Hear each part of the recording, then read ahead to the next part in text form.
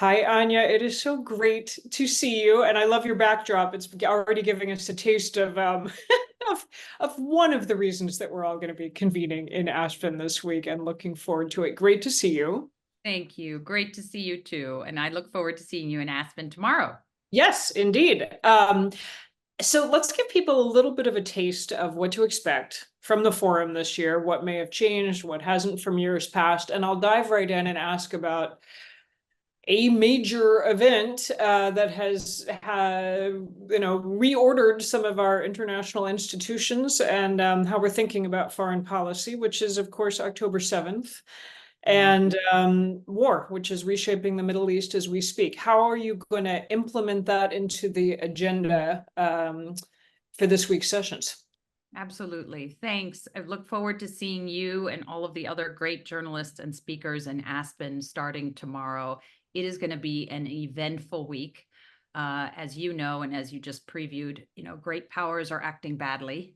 The world isn't standing still.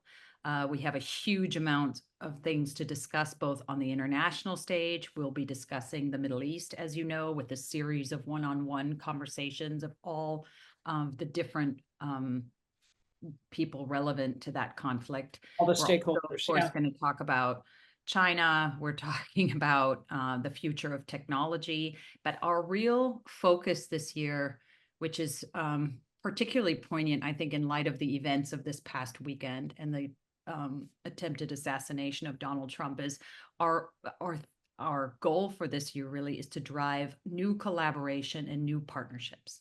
Okay.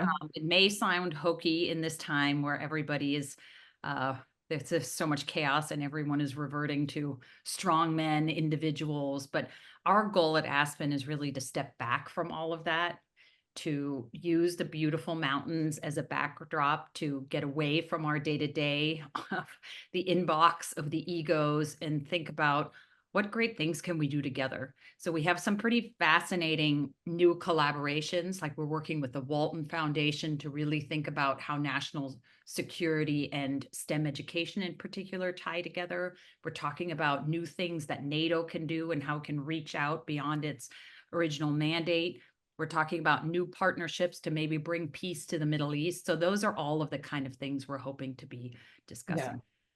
I do have to follow up because you mentioned the attempted assassination of Donald Trump this past weekend. It's of course going to be on everyone's minds as we come in. Are we going to be talking about that? Are you going to try to rejigger some of the sessions so that people have the chance to ask questions and figure out how to think about that in the with the however many months we still have coming up to the election?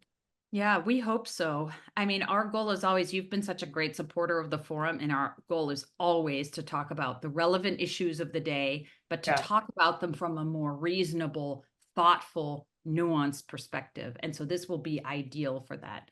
There may, of course, be some changes to the agenda based on the current events, but we'll also be adding some programming that's specific and relevant to political violence domestically and around the world. So yeah, we do hope to be addressing those issues.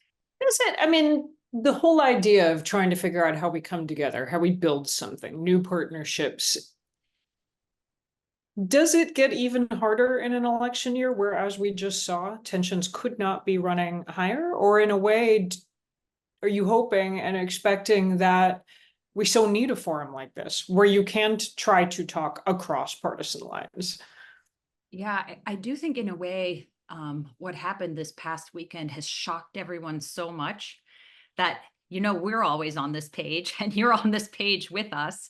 But maybe it has shocked a lot of the rest of America to stop talking past each other and stop just shouting at each other and do more of what we've always tried to do with Aspen and what we're really going to try to do, which is both debate issues from different sides and come to consensus, but also importantly, try to look at the problems we all face and solve them together. So it's not just a debate, it's a collaboration.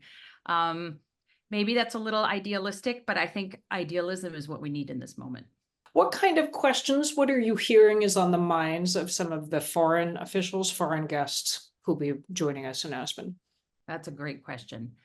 One, what's on everyone's mind, and we have people from over a dozen countries. We have people from Europe, from Asia, from Latin America. We're really excited that this forum is getting more and more global every single year. What's on everyone's mind is what are we going to do about the big issues in the world? What are we doing about the rise of China? Are we doing about Putin's Russia that is acting so abominably in this world? But also, frankly, over all of that is what will the US do or not do? You know, it's one of the few times in the past few decades that there's a question about how much will the United States show up in the international system. And so I think when we talk to the international senior leaders who are coming to the forum, they are as interested as talking on stage as they are at having meetings behind the scenes, conversations behind the scenes, to really understand where is the US headed. Yeah. Well, and one of the things I always so appreciate about the forum is you can have those conversations behind the scenes over coffee or on a hiking trail or biking or rafting or taking in just the majesty of the setting that we'll be in. Hope so. I think we will. I'm looking forward to it, and some great food, and to Great seeing food. everyone in Aspen this week. Thank you for hosting. We'll be convening shortly. Looking forward to it. Good. Thanks so much, Mary Louise.